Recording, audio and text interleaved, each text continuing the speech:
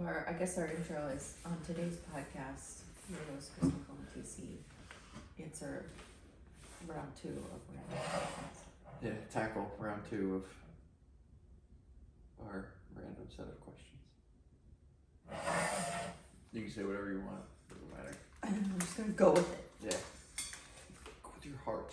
Go with your heart and soul. Crack this open before you start playing. Crack it open. Cracking a cold one. Woo! Woo! Caffeine up! I took the smallest sip. Okay. Yeah, let's do it. What do we do if we get... Well, we're definitely going to have another hour. Yeah. Yeah, it might even be part 3 too. Alright, we're just going to go with that. Yeah. Ready? That's why I was saying we just say, and here we are going to tackle part 2 of these questions. It's been 2 months worth of questions. Yeah. Basically, so. Okay, are you ready? I'm ready. My intro queen. On today's podcast, your hosts TC and Chris Nicole tackle round 2 of their Q&A or random questions.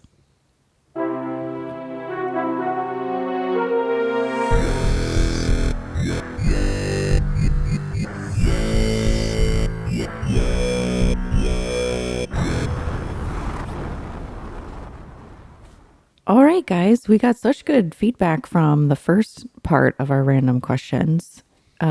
We felt very missed by everyone tagging us and messaging us. So thanks to our loyal listeners. So we're going to bring you some more. Give them what the people want. Give the people what they want. Yeah, there you go. Okay. Okay, so we talked a lot. Wait, do you want to say anything before I start just jumping in these questions? No, I don't think so. Okay. Let's dive in head All right. first. Deep end. Okay, well, we talked a lot about training. So I guess there is a couple more things I'm sure that you probably want to elaborate on. So we can just kind of go through some more training questions. Well, any of our listeners know that I can ramble a lot, so. If you've listened to part 1 and you were loving the training questions, you're on your way to the gym, here's some more. Yeah. Okay, well, we touched a little bit on, I explained about compound lifts being helpful for me to seeing differences between right and left, imbalances, issues to fix.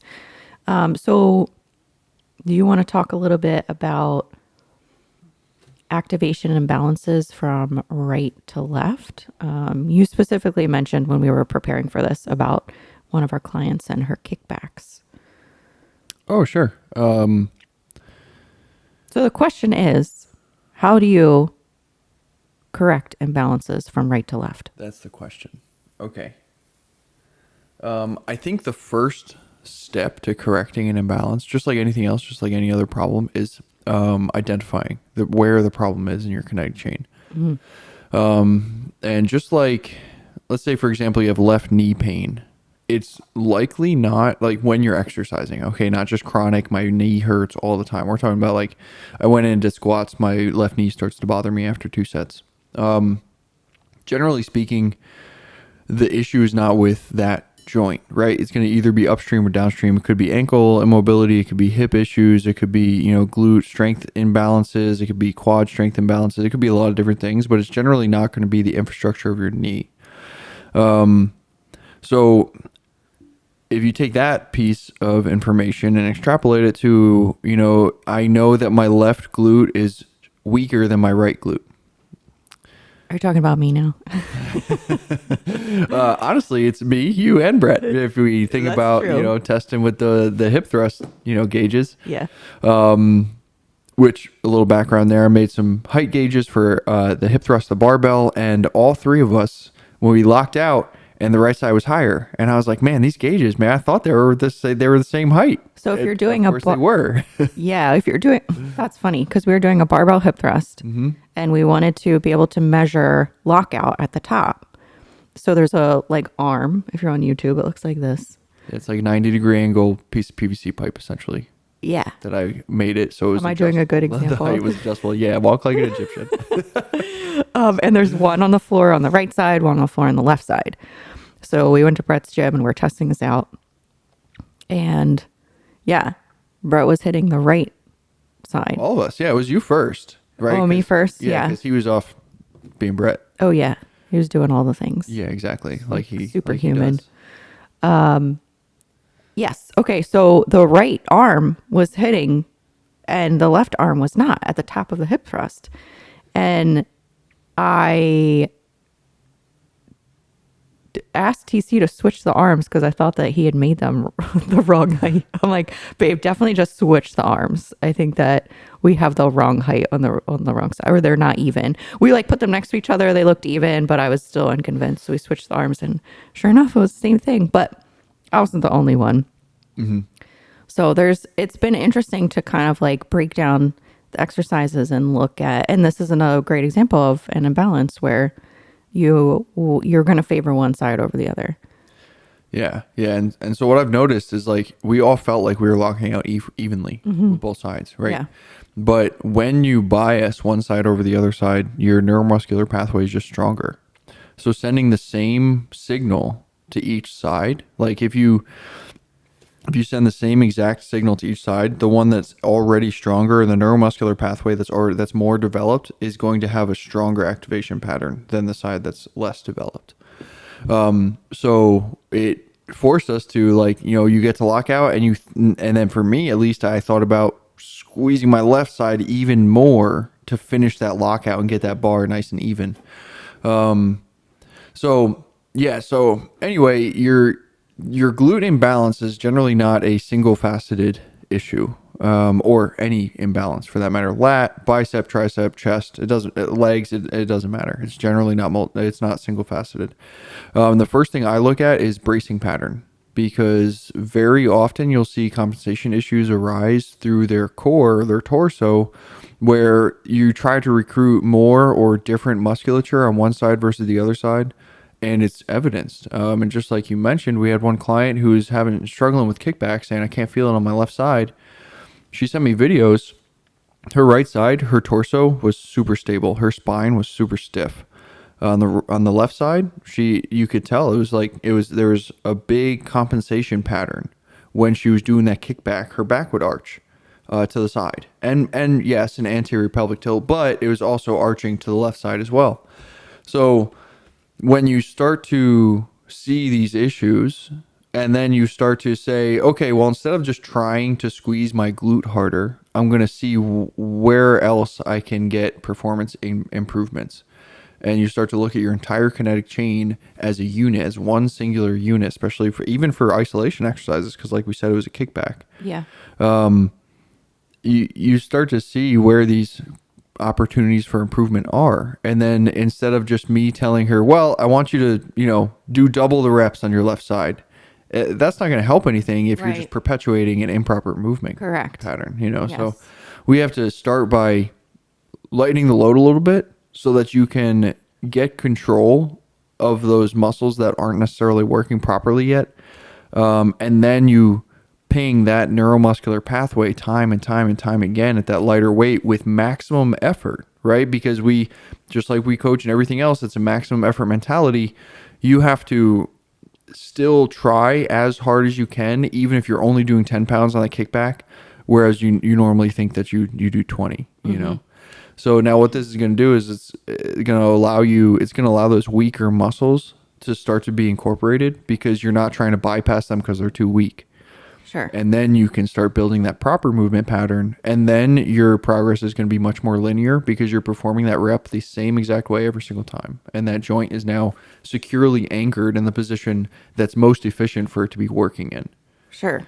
So, yeah. So for imbalances, left to right, top to bottom, it really doesn't matter what your imbalance is. Get video footage of you performing exercises, especially the ones that you feel that imbalance in.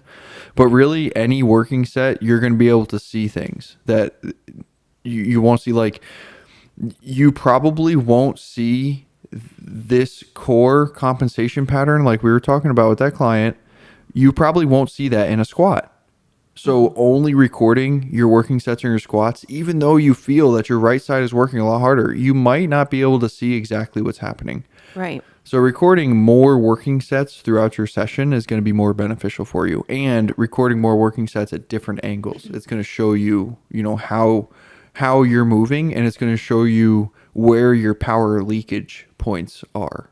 Yeah, that's a good point of like visual, being able to see like what cues can you get, what do you feel, what do you see, like using your senses to kind of unlock what the issues are, and how unilateral work helps compound work, and compound work can help, discover problems within, unilateral or, right to left. Yeah. So it's being like smart about your training. Yes, and you have to look, when you're prepping, when you're 4 weeks out, you're probably not going to have the mental capacity No. to think about these things. No. But you still want to try. You want to Sure. start developing that mentality where you're always thinking about how you can be moving better, because one of our favorite sayings, well, at least one of mine anyways, there's always more. So just remember that and go into the gym with that mentality, and you're never going to stop improving. I made the most, hands down, the most progress in my powerlifting training when I started to, yes, I was watching what the elite level lifters were doing, and I was trying to emulate that in my own lifting. But once I took these like core principles of obviously like a stable spine, a tucked chin, activated erectors, externally rotated femurs, like all these little things that you can incorporate. No, my squat is not going to look exactly the same as, Russell Orihi's or Ray Williams. It's not going to look like either one of those two people, because Sure. I have completely different leverages. But Right. there are certain things that you can take with you. Now, once I started recording my working sets, thinking about what it felt like, watching what it looked like, and then trying to take that into my next set, that is when I made the absolute most progress in my strength training journey, for sure. Do you find that there's common like activation imbalances between like just people you've worked with or a specific population of athlete? Is there Yeah. stuff that you see like repeatedly? Definitely, yeah, 100%. I think sometimes it can start with just like being a righty or lefty, but it can also be perpetuated with like you were a pitcher in softball, so your right side is going to be a lot tighter. And I think depending on what you do on a regular basis, like for me, I drove a lot through my injury, and that produced a lot of compensation patterns that we're now having to deal with and work through. But a lot of other people may drive a lot, or maybe they work over their head a lot. So now they're really trap dominant because they're used to having their shoulders shrugged. They would sit at a desk a lot. Yep, they sit at a desk a lot. They have forward shoulder. They have rounded shoulder, forward head posture. They paint, but a painter is generally going to use their strong arm. So now the musculature in that side is all going to be stronger. And yeah, your left arm, even if you're carrying a gallon pail, let's say, and you're cutting stuff in, you're still altered, right? And you're going to take that loading pattern into the gym with you, unfortunately. So that's why, like, when it is really frustrating to change compensation patterns that you have developed over years and years and decades of your life, it's tough. So you're never going to be perfect and completely balanced from right to Correct. left. So you have to be okay with that. That's one thing I think that.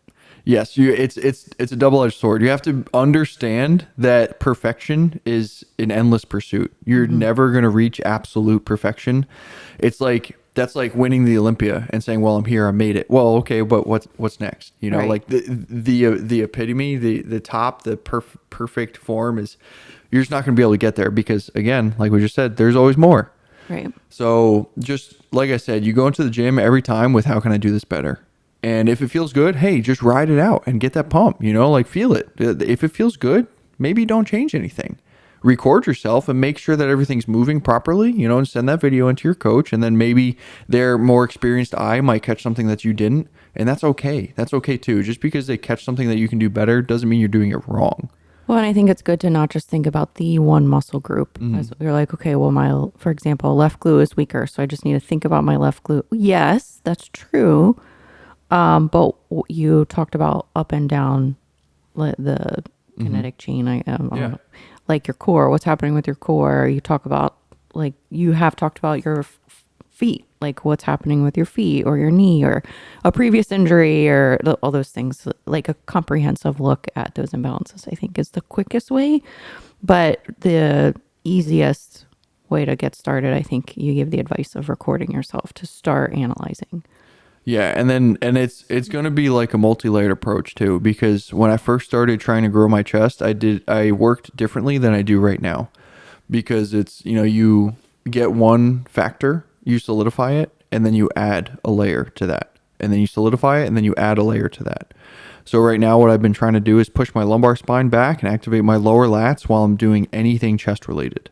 I used to have my upper lats just fine, and my upper lats were engaged when I was doing pec work, but I realized that my pec development was not completely even, and I was still getting some shoulder pain. So I reevaluated. I looked, and it looked like I was still using some anterior delt. I was still using some levator when the weight got heavy. So we took the weight back down, and we started to rebuild again. So no, I'm not saying that everyone has to train like me. Okay, like I can I can't. I can be pretty neurotic. This takes a special person. Yeah, but that's the thing. Like, let me do the work, right? Just send your videos in, and eventually you'll develop that eye for movement as well. Yeah. Because when I critique, I go through and I show you exactly what I'm looking at. I tell you where I think it's coming from, and then I tell you what we're going to do to fix that. So I try to give you that all-encompassing response so that you can then take that information to the gym, and then when you're watching your videos of that same exercise or even different exercises, you say, okay, this is what TC was looking at, this is what was going wrong, I freaking nailed it on this set, let me see if I can really solidify that today. I think it is very helpful to have you as a resource, because it takes so much mental work to start uncovering like what is happening in my body, and you already have developed fairly good awareness, and you advance very quickly, I think, when you start concentrating on a certain thing. And so, yeah, you're a great resource to our athletes, like you, and for me as well. Like I hear what you say. I may not absorb 100% of the things. Okay, clients, I'm in this too. But I do get takeaway things, and it does build upon each other, because then I'm finding that I'm coming back to you and being like, oh, remember when you said this? Like I started making that connection, or I started feeling what I need to be doing with this side of my body. And so I think it is a part of like bodybuilding specifically that is not like explored. I feel like there's a missing link. There's like nutrition and conditioning and posing and hypertrophy training, but like the balance from right to left, or the activation or the mobility, is a important component that I don't think is emphasized enough. I think people think it takes away from their goals. Yeah, and it takes energy. It's tedious. They think, well, I need to grow my glutes. I don't have time to think about my core. Stop quoting me. No, that wasn't you, baby. That's someone else. Yeah. I don't have time for this. But yeah, since I'm not like trying to get to the Olympia stage, and I've already achieved some things in powerlifting, yes, I will be back on the platform for everyone out there listening. Like, it will happen. TC will come back, and we will lift some heavy ass weight. Okay. But I don't necessarily have that fire under my ass that it needs to happen right this second. I've given myself until at least another 2-3 years before I even have to step back on the platform or the stage. And because I've allowed myself that mental space, I can afford to go into the gym and feel stuff out. And then what ends up happening is I start feeling stuff out in the beginning, but then everything locks into place. And then the pump is just, I mean, you see me walking around the gym, like I just feel freaking enormous. He's a freak. But it's because I'm getting like complete activation of this muscle group. Whatever muscle group I'm attacking that day, like it's getting completely activated. It's getting completely engorged with blood, and we're working it. Okay. So it's like, again, a double-edged sword, because I don't want to tell everyone to go into the gym and like not work hard and like, take your time and just feel it out and listen to your body. Now, yes, I do want you to do all of those things, but you also have to train like an animal, and there has to be maximum effort intensity. It may not be in between each of the sets, but like After that first rep, it's all in. You're not thinking about anything else other than what you're feeling, what you're doing, moving that weight and working as hard as you possibly can. And for me, probably when I first start working out, probably 75% of my focus goes towards my positioning, and the 25% is like actually trying to move the weight.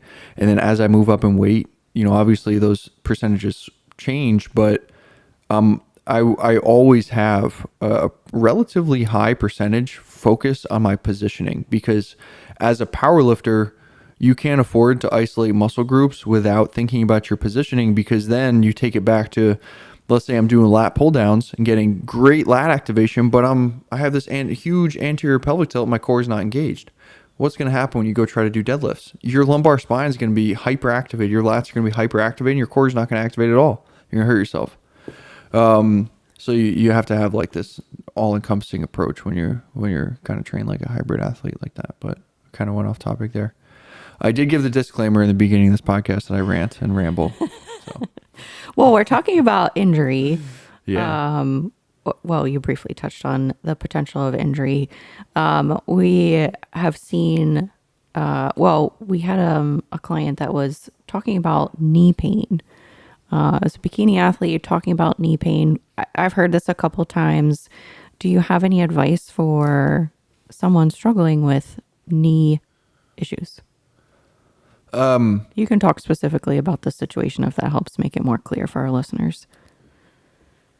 Okay, well, in this specific situation, I think she said that she went out for a jog and her left knee started bothering her.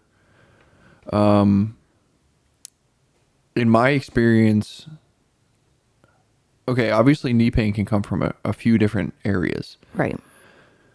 If you're a bikini competitor and you train your glutes more than anything else in your entire body, you're probably going to start biasing towards hip extension when you're doing like squats and leg press and lunges and stuff like that, right? So Correct. your knee extension is going to be a weaker attribute.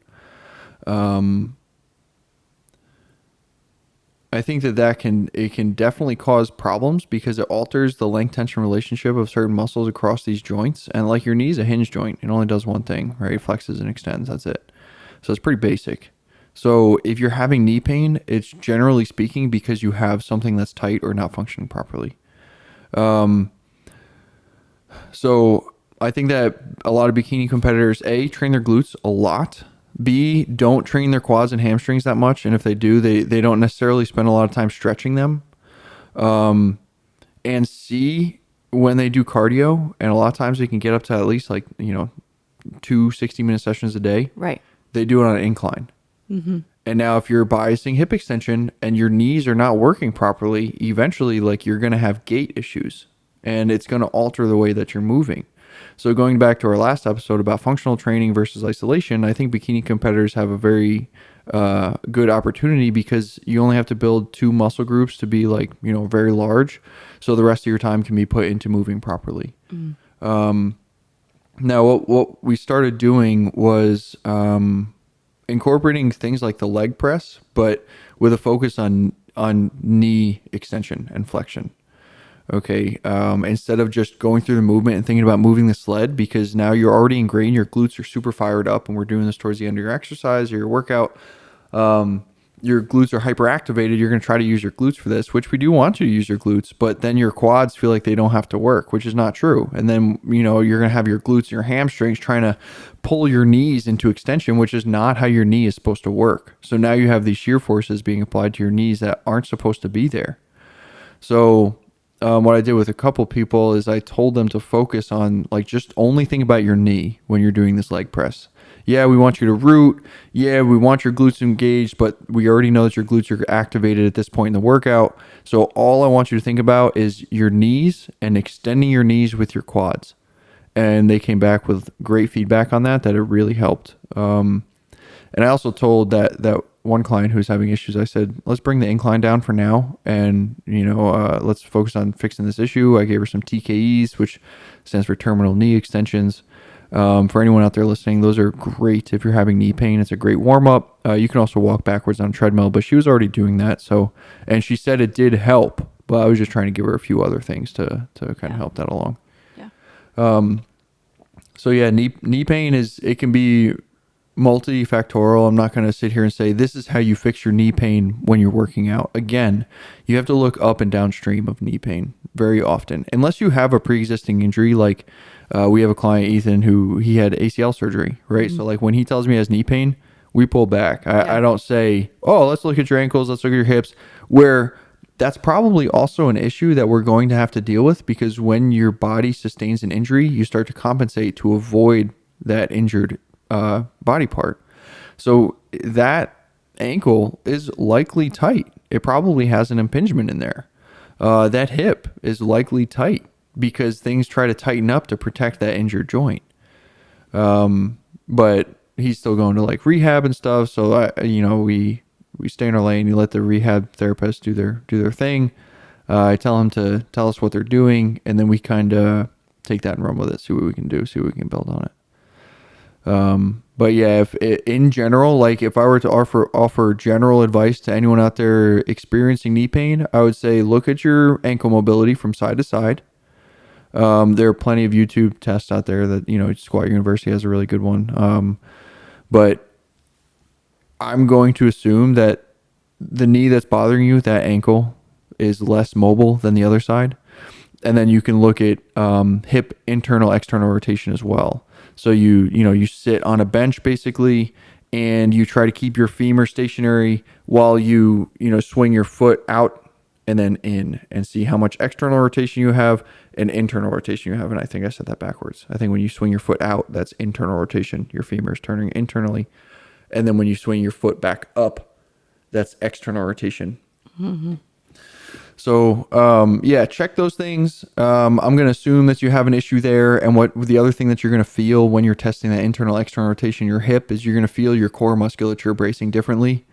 That's just one more eye-opening moment. I've had to really kind of alter how I brace myself when I'm doing leg press to get even activation down through my hips, and even stabilization into the top of my hips, into the top of my pelvis for my core musculature, so that my legs have an even pressing ground to work off of. Okay, let's talk about core. Yeah, core. What is the difference between ab training for powerlifters versus core training for bodybuilders? Mm-hmm. Okay, since like you're not getting a break, you're just gonna keep talking this. That's whole okay. time. Yeah, tell me. What's funny about this is that since doing a bodybuilding show and practicing, like training my transverse abdominis to like get a tighter midsection, I feel like it's improving my bracing pattern for powerlifting. Yeah. Now, having said that, let me just eliminate that from my brain and assume that I haven't come to that conclusion yet. Sure. Generally speaking, the way powerlifters are taught to brace is activate your transverse abdominis, but basically really what people tell you to do is brace. So you squeeze your abs, you breathe in behind it. So you use your diaphragm to pull your lungs down into your abdomen, right behind that abdominal wall, which is creating intra-abdominal pressure. And then you brace your abs again on top of that. How is that anatomically possible? It's possible, I promise. Put your lungs in your abdomen. Well, it's really your diaphragm. Yeah, That's no, I'm a giggly mood today. But yeah, that bracing. So it's tough. What I tell people is don't let your chest rise. Don't let your shoulders rise at all when you're breathing in. The other cue I use is breathe into your low back. I've told people to practice while they're driving a car. Think about breathing into your low back, into that car seat, because it gives you that tactile feedback that, okay, yes, I'm getting the right thing right there. That's alligator breathing, is breathing into your low back. Basically, you can also do it just lying down. You put a 5-pound plate on your low back and you try to make the plate rise, basically. So that's like the gist of powerlifter bracing. And that's, having a strong or a solid core makes lifting. Intra-abdominal pressure adds to the solidarity of your core, and it makes it much more solid and stable. It makes it more efficient. Yeah. So, and that's why people wear belts, is because it basically acts as your transverse abdominis, which a solid piece of leather is going to be much, much, much more stable than your ab muscles. Right. Almost, no matter how strong they are. Sure. Now, if you're KK, he's a big powerlifter that passed away a couple of years ago, but he never wore a belt. He's famous for, after one meet, he like took his singlet down and like smacked his belly. He's like, "This is my belt." But yeah, so like you can develop super, super strong abdominals. Obviously, they're going to get bigger when that happens. Now, like we talked about in the last episode, you can produce strength adaptations without having a lot of hypertrophic adaptations. For some reason, it doesn't necessarily seem to translate with your core. Like at a certain point, your core has to be a little bigger and a little thicker to sustain that kind of weight. What? So is there, before you get into that, is there a time to wear a belt as a powerlifter and a time not to wear a belt as a powerlifter? Yeah, I think beltless training is very important. I would even suggest to do full blocks beltless. Wow. Like, I don't think there's a reason to wear your belt when you're doing front squats. You should be feeling like the point of doing front squats is quad activation and core activation. And now there's a study that just came out that said front squats and back squats build your vastus lateralis the same amount. Yes, I sent that to you. Yeah, you Brad sent it to me. Schoenfeld. I Yeah. think. But what they said was that the front squats use 25% less load. So do they really build it the same, or are front squats more advantageous to building your quads? Sure. Because you don't need as much weight. You don't have to load as much. Right. So anyway, that's kind of neither here nor there. But The belt. yeah, back to belt usage. So I think that wearing the belt too much makes your TA lazy, and it gives you a blown out midsection. Sure. Okay. Sure. Yeah, since not wearing my belt all the time, like in every lifting session, I feel like my midsection has gotten tighter. But excuse me, another thing I felt like is my posture has gotten more upright. My TA is becoming more activated on a daily basis, like throughout the entire day. Everyone should be adjusting their posture right now. Yeah. Suck it in, get tall and tight like a rope. Yes. And I feel like it makes my core more stable and more solid. So now if we move over to bodybuilding training, obviously you don't really want, intra-abdominal pressure is not as important. Sure. You're not trying to hit a 1 rep max. Right. So having to get yourself into this fully stabilized position right out the gate is not necessarily as important. You can kind of build up to it. Now, that's not saying bodybuilders don't lift heavy, because that's something that we coach, right? We want our lifters to lift heavy. So I would, for me personally, when I was just doing powerlifting training before I did any bodybuilding, what I would do is I would work up during my warm-ups. I would have a warm-up mobility exercise that I paired with my warm-up compound lifts. And I would work up in weight, and let's just say I'm doing squats. Okay, so I'll start with 135. That's just raw. Do my squats. I might sit in a deep squat afterwards. I'll do 225, do some squats, focusing on my positioning. If I felt something was off, I might do some glute activation. I might do some hip mobility stuff, maybe some hip cars. Go back, I do my 315 set. I come back out. Maybe I want some external rotation, so I'll do some of my ballet warm-up. Now, get into the 400s, I might put my sleeves on, my knee sleeves on. But for me, the like assistance gear is almost more of a mental thing than anything else. I've done entire workouts without any assistance gear at all. I mean, like these days, I don't even bring my gym bag into the gym most of the time, unless I'm planning on, using something in there, obviously. But Sure.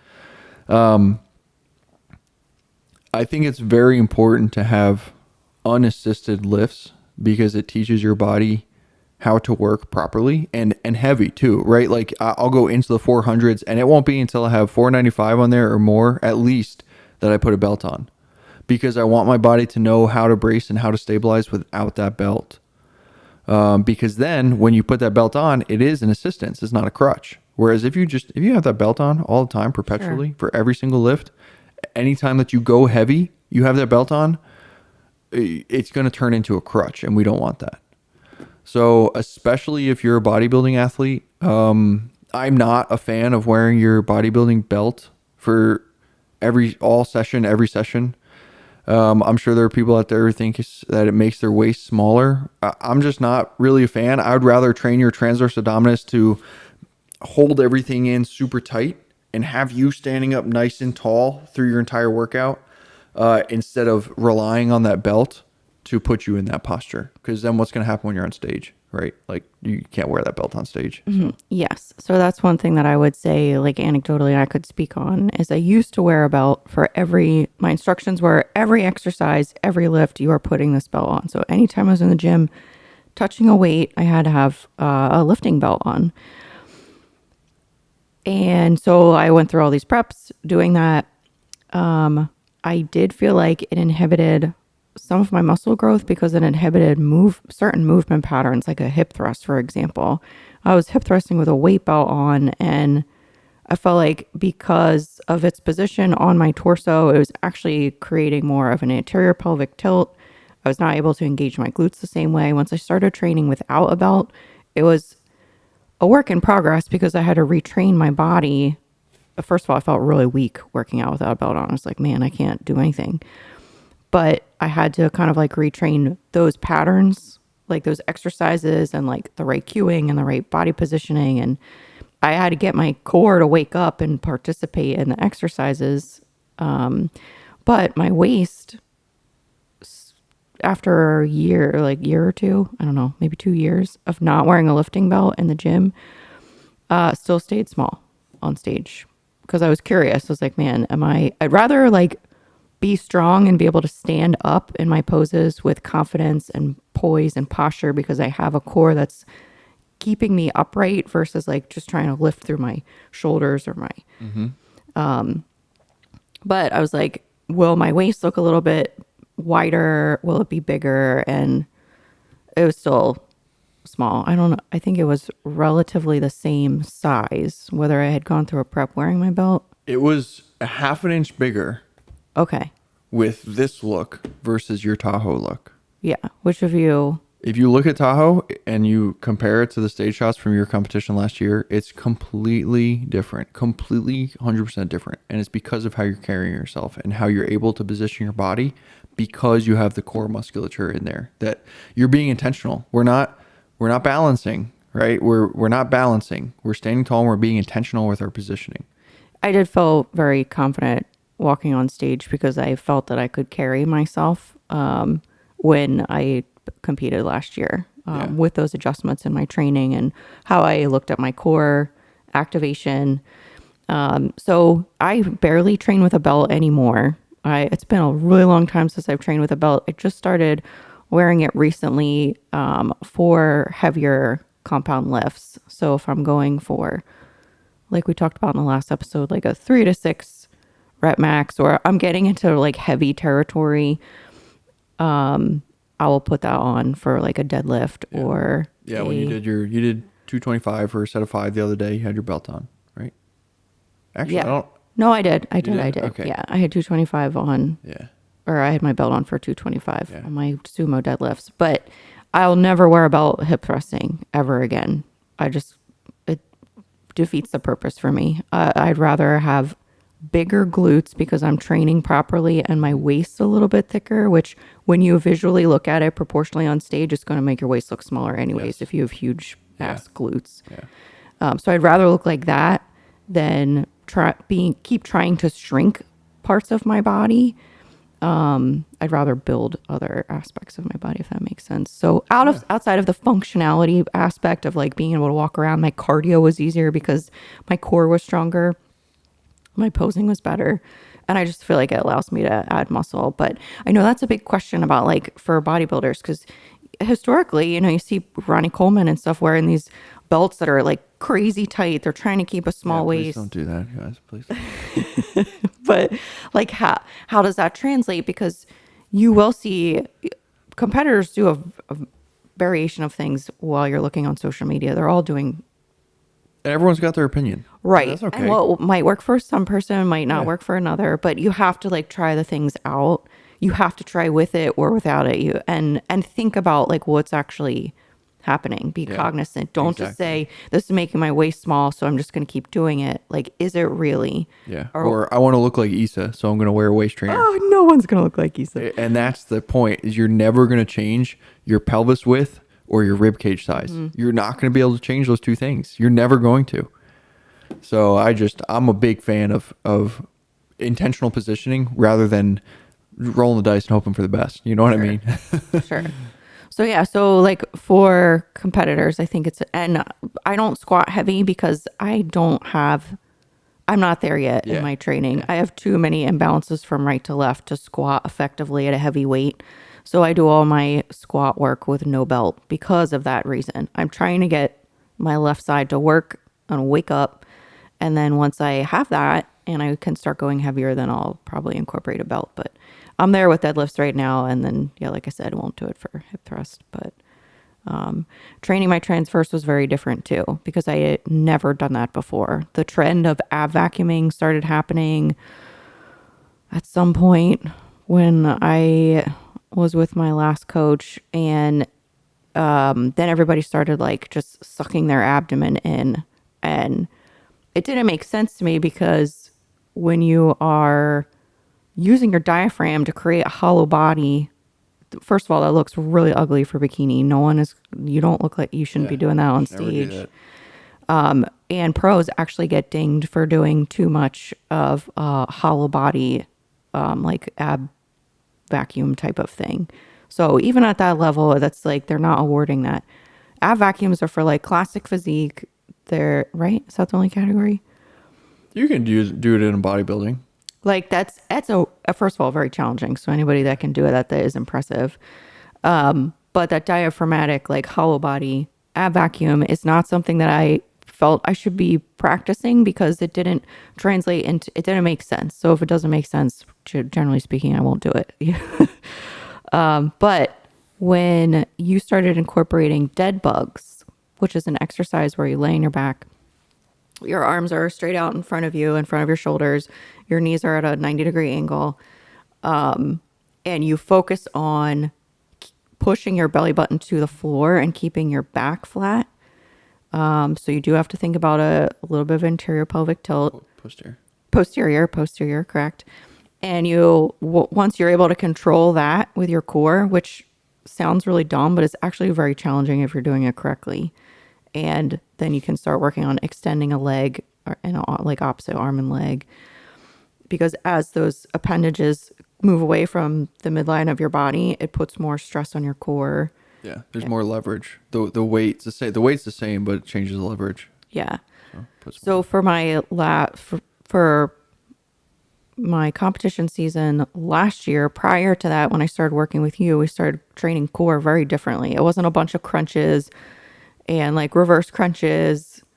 I did some of those things, but it was a lot more of being able to control my midsection. Mm-hmm. And I think for the first time, my, like I was just saying earlier, my posing felt strong because I had done these exercises in the gym that like translated over into making my core tight. And you have the muscles that are supposed to twist your torso. You're not trying to rely on your extensors to do rotational work, you know? Yeah, that's hard too. Yeah, because a lot of, like, if you've atrophied all your core musculature away in an attempt to have a small waist, first of all, you're probably going to look skinny fat, right? Mm-hmm. You're probably not, you're definitely not going to have etched abs, which even for the bikini division, they want to see your abs. And it used to just be the oblique lines. Like I remember your first competition that I went to, that's what I pointed out. I said, they all have obliques. Yes. And that's when we first started looking at that. It's because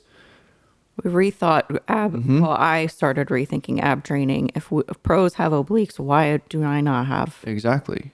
Yeah. And I don't think it makes your waist look any bigger if you know how to use them and position them. And pose. Yes. You have to know how to pose. Mm-hmm. And like you said, all of our core training is specifically geared towards positioning. Like even the crunches that I have our athletes do, it's generally speaking, I apply crunches to people who have either had low back issues or I can see that they don't have full control over their core muscles. And we want to institute or instill or help your body feel like it's okay to go into some lumbar flexion. Because what happens is your low back extensors, they get super, super tight to try to protect you from that. So yeah, it's all with an eye towards positioning while you're on that stage.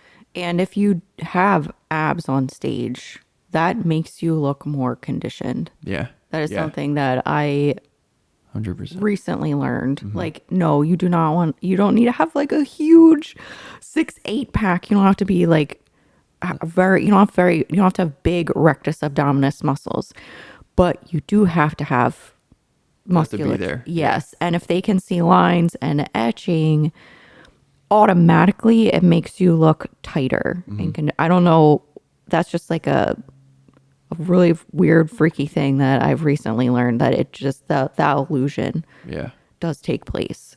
And that's well, maybe not that. I want to just touch on how an ab vacuum, a diaphragmatic ab vacuum, is different than training your transverse abdominis. And I know you were saying this earlier. Yeah. Tell us. The way I cue TA training is tall and tight. Like think about pulling a rope tight. You're not pulling it in. You're trying to elongate your torso, and you're trying to feel it get tighter and like pull. I think the term nowadays you're using is a snatched waist, I guess. Yeah, babe, that was good. Good job. Such an old man. That's okay. But yeah, that your transverse abdominis is what does that. So when you're working out, no matter what exercise you're doing, if you think about I think about pulling my sternum down. That's going to activate your rectus abdominis. And then I also think about like kind of pulling my lower lats backwards. So almost pushing your lumbar spine backwards. And now anyone watching right now, I probably look like hunched over. That's because that's not the end of the cueing. I do that, and then I use my thoracic extensors to come back straight. And doing This is hard to do, by the way. it's very hard. But basically, what you're doing is you're tensioning your body from front to back, right? So your rectus abdominis is going to tension at the front, and then you use your extensors to tension it against the back, so that now your torso is fully braced and tensioned. And now in that position, you think about getting super, super tall through your midsection. Now your transverse abdominis and all of your other core musculature, so your obliques, your rectus, your lower lats, your extensors, all of that is going to be super activated, and you're going to be super, super stable. So now going back to what I first talked about with the bracing with powerlifting and bodybuilding, that I believe is the key towards having a super, super strong and stable torso while having it not be blown out like strongman competitors like, Sure. Eddie Hall. Like Eddie Yeah. Hall has a six pack perpetually. It doesn't matter Yes. how fat he is Yes. because his rectus abdominis are just so freaking big. Yeah. But he's never going to win a bodybuilding show. Never. It doesn't matter how big his lats are. It doesn't matter because his waist is so big and so blown out at this point. So, but he can deadlift 500 kilos, so To each their own. yeah, exactly. So But yeah, you should Google transverse abdominis and look at what the actual anatomy of the muscle looks like, so that you can understand. I think that's half the battle, is understanding where these muscles attach and what they look like, to be able to start being able to activate them properly. yeah, what your TA is basically just like a wall of muscle that encompasses your torso. It's an internal corset. Yes, exactly. Yep. So being able to activate that. I've watched him pull his internal corset in on the sides. Yeah. Like activate the whole thing to make the whole, like, not just like tight, people can pull the front of their waist in, but the sides of your waist Yes. in. So And in all fairness, that comes from powerlifting training, because one thing that you practice is you take your thumbs and you push them into your obliques, and then you push them out. And then once you have the control to be able to push them out like that to brace, why can't you have that same control, that muscle to pull it in? Yeah. So, but it takes getting Interesting. super tall, like trying to elongate your spine and then trying to pull everything in. just try and be taller. Think about being taller everywhere you go. Yeah, if you walk around, try to be taller, and like Through doing your your core. dead hangs, you push your tailbone away from you, and activate your abdominal muscles. Like you're gonna be doing good. Those dead hangs. Okay. All right. Well, I think we talked a lot about the core training. Yeah, ramble. Ooh. Okay, we're doing good. let's talk about low back pain and hip thrusts. Oh, okay. Curveball. No, that's along the similar line of questioning is where we've been recently. So we have a few clients who have said, "Man, when I do hip thrust, my low back hurts." Let me just talk about that general, and then we can talk about specific instances like monthly issues and. We'll talk about my issues. Sure. I'll be honest with the listeners. So most recently, one of our clients, my brother Marcus, hit us up and he said, "Man, I'm getting some low back pain in my glutes. I mean, when I'm doing hip thrusts." What that comes from is weak glutes and trying to do too much weight on the hip thrust, right? Because you're not able to keep your abdominal muscles activated to pull your pelvis into that posterior hip tilt to have your glutes be the primary movers. So now you have your low back extensors trying to support all of that weight, Right. because your core and your glutes are not working as much as they should. So now your body's like kind of bypassing those two weaker muscle groups, and it's using your quads, hamstrings, and your low back muscles, your hip flexors. Like it's using all of these muscles to try to lift this weight instead of pushing that weight up through your glutes. So the easy fix obviously for this is just to drop the weight and do better with positioning, but record yourself, look, see what's happening and verify that, oh shit, like that's exactly what's happening, that's why I'm getting low back pain. And then, oh, okay, when I drop the weight down to 135, I don't have any back pain, and okay, stay there and make sure that you can maintain your abdominal and glute activation throughout the entire set and then move up. And if you move up incrementally and jump small enough, and it doesn't all have to be in one day. Start with something sub-maximal and increase 5 or 10 pounds a week. That's all it takes, because eventually you're going to add 500 pounds onto your hip thrust by adding 5 or 10 pounds a week, right? Like that makes sense. Just logically speaking, it will eventually happen. Yeah. I think if you're experiencing pain, it's an issue of, like you said, not activating the correct muscles to move in that exercise. So if you want your low back to work a lot in a hip thrust, keep going. Yeah. But if you're not wanting that, then don't waste your time. Right. Yeah. Pull back a little to reposition or look at your form. And our goal in doing that and talking so much about technique and moving properly is to increase your return on your investment. So if your gym time is your deposit into your bank, like we want to make sure that you're getting as much interest as possible. So without putting as much mileage on your body improper movement patterns put more mileage on your kinetic system than proper movement patterns. There you go. Right. Yeah. So we want to make sure that you're putting as little stress into your kinetic system as is needed to produce as much return as possible. So that's what we're aiming for. That's a good point about it being efficient. Yeah. Like it's not just about being a perfectionist. It's about, I want this body to last. I want to be able to work out. I want to be that guy deadlifting 405 at 94 years old. Like that's what I want to be, you know? And there's no way that I'm going to be able to do that if I'm not paying attention to how my body is moving now in this stage of my life. Sure. I will say that I will feel like my low back gets stiff from hip thrusting so frequently because it's my favorite exercise in the whole entire world. But I don't feel pain. Like I think there's a different feeling where it's just kind of like, okay, well, this had to support me through some heavy work, so it's going to be fatigued or it's going to be a little bit stiff. But if I'm doing my recovery and mobility work, then it evens out. Whereas if you're feeling, I think there has been a time where I was feeling a lot of pain actually in my hip thrusting, but it was poor positioning, which we circle back around. I think some of it was the belt and also just like not knowing how to perform the exercise properly. And Smith machines sometimes put my body in an awkward position to hip thrust, depending on how they're designed. And sometimes that creates a different feeling after I've hip thrusted. And so I just kind of like pick and choose what I'm going to do that day based on what equipment I have access to. So Yeah. And then also, yes, women get menstrual cycles, and sometimes I'm like, man, my low back is so sore. I must be doing something wrong in the gym. And nine times out of 10, it's just because I'm having like pain from a menstrual cycle. So I'm having low back pain and abdomen pain, and that's a different pain. Yeah, knowing when to produce an intervention is very important as well. Good point. Yeah. Because like that, like we don't have to do anything for that, right? Yeah, you maybe what we might do is like lighten the load a little bit. Sure.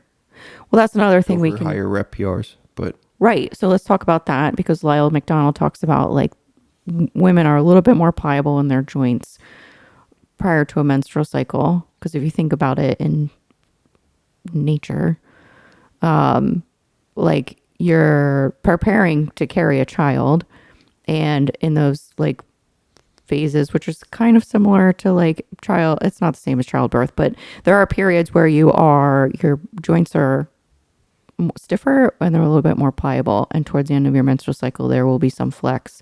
So we sometimes have to modify my training to support that, because certain joints with me are already pretty pliable, like my shoulders, but I also have your SI joint. an SI joint injury that happened for my prep in 2020. I just wasn't, we won't talk about that, but having an injury that is not super strong, if I'm approaching that time of the month, then it can be more apt to being stressed. And so I might start feeling, okay, that this part of my body is like letting me know that it's unhappy. And so modifications we make are setting different goals. So I might not go as heavy, because that's going to put more stress on that joint. We'll utilize more of like a higher rep count. Do you want to talk more on that? Did I do it? I don't think so. Yeah, I think you did a great job. I think like just to sum it up, your low back pain and your hip thrusts, if it's perpetual, something to look at. If it's Right. At the same time every single month, if you're a female, and same time every single month, like it's good to be aware of that, and then you can just alter your training. And even if your program says hit a 3 rep max today, if your back's not feeling it, like you gotta listen to your body and just hit a new 20 rep PR, right? Just add 5 more pounds on from what you've done in the past and go for 20 reps. Because I think it's person dependent. Mm-hmm. Some people feel like there's a couple days prior to my menstrual cycle where I feel pretty strong. Mm-hmm. And then there's a couple days after that where I feel like garbage. Yeah. And you just kind of have to like know your body. If you're a woman, like track your period. It's so helpful to kind of know what is happening when it comes to like hunger and sleep. And Yeah. like if you're a bodybuilder, or an athlete, you're paying attention to all the little details that are factoring into your athletic goals. So like tracking it just to be aware. There's been times where I'm like, man, why am I like so hungry? And then I'm like, oh, okay, I'm ovulating.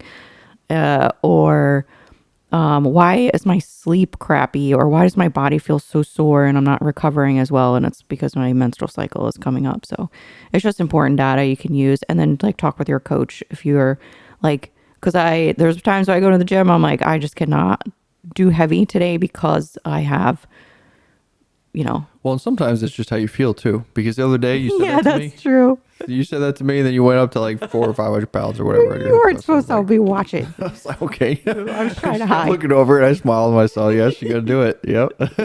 Yeah, I'm not strong today, but I'll hip thrust 500 pounds.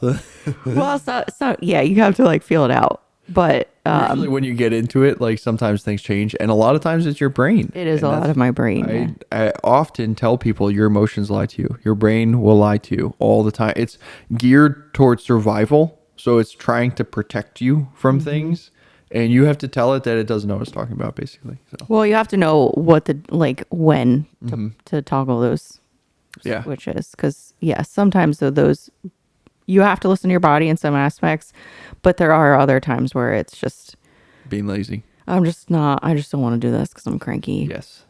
Which that was happening to me at the gym. I was just miserable, but I'm a human being. It happens. Yeah, exactly. It does. I just wasn't feeling good, and I was like, But then I ended up having great hip thrusts day, and yeah, you were very encouraging. So yeah, so you can still I don't think that you need to just do yoga when you're coming up to your menstrual cycle. I still think that you can strength train, because people ask that as well, like, should I still be strength training? You actually don't know. I feel like that might be counterintuitive too. If your body's getting more flexible, like I think the higher rep PRs are still a good idea, because it kind of brings everything back together and makes it more cohesive. Whereas the yoga things, like you couldn't perpetually lengthening these muscles may not always be a good thing. You have to be careful. Yeah, exactly. There's definitely a line. And going back to your SI injury, once you injure tendon, ligament, muscle, you're 70% more likely to re-injure that muscle than you were before. So, and your SI joint already isn't supposed to have a ton of movement. So doing stretching and stuff and trying to relax in these stretched positions like the pigeon pose could be counterintuitive. It could actually hurt it more. Whereas doing strengthening exercises, like if you look up SI rehab, it's not stretching, it's contracting. It's activating. So like knowing when to instill these different modalities is very important in your training. So Yeah. Ask your coach. If you don't have a coach, feel free to reach out and ask us. We're here. Yeah, that's great. All right. Well, we're another hour in. We've answered 2 questions. No, I think it's more like 4. I think we answered, okay. 4, which I think that's what we did last time. So we may, I don't know, I'll have to look at the rest of these questions. We may tackle them for part 3. Yeah, we'll do part 3. We'll do February. Well, let's talk about the questions to see if we have enough before we promise our audience. And beautiful. everyone out there, if you have questions, feel free to send them to us. We may just answer There you go. Yeah. Or we may put them on the podcast. We may do a YouTube short. We may do a Loom review. Yeah, guys, if you have questions, I mean, these is like 2 months of questions that we've been getting from people. But yeah, if you have stuff that you want specifically answered, please send it to us. The best way to send it is probably through Instagram, I would think. Sure. Yeah. So or the contact us form on our website. Oh, yeah, no. So our Instagram to send questions is reckless_training. Specifically for TC, you can send at longshotgamble, and then I'm at Chris Nicole _IFBB Pro. IFBB Pro. Or you can just go to Reckless Training and look for both of our handles in the bio. But also wanted to thank people for liking and subscribing and writing positive reviews. We always forget to ask about that. So if you are enjoying the podcast or you like our content, that's the best way to say thank you to us, besides like posting us and tagging us. We do love that as well. It's good to know that our time is being well received and people are getting something from the content. But yeah, if you could like or subscribe, that helps other people find us as well. And if you feel like writing a nice comment, it'll probably make me cry, but that's fine. Yeah, make Chris cry. Everyone try to make Chris cry this week. I always get so emotional. I love our people. So if you're interested in coaching, you can go to recklesstraining.com, look at our prices, or you can just contact us on Instagram like we talked about. We do contest prep coaching for bodybuilding, powerlifting. If you just want to lose weight, feel better, you want to move better, learn about nutrition. Yeah, you want to just bring up the quality of your life. We're invested in that too. You don't need to have specific athletic goals. We're here for whatever it is. And we do have events coming up as well too. So you can check out the events page at Reckless Training to register for the American Challenge Strict Girl in Miami. And then the first StrongLifting event in Miami on June 1st as well with Brett Contreras. So, and TC. Yeah, it's going to be an event and a half, guys. It's going to be fun. LED walls. We're going to have 6-inch medals. I'm trying to design these medals right now. It's going to be fun. But I think that's it. So yeah, send your questions. Thanks for listening. Anything else you wanted to add? Did I miss anything? No, you did great. Okay. So take us out. Just remember, work hard, train reckless. Wait a minute, I missed No, start over. Work hard, stay humble, and train reckless.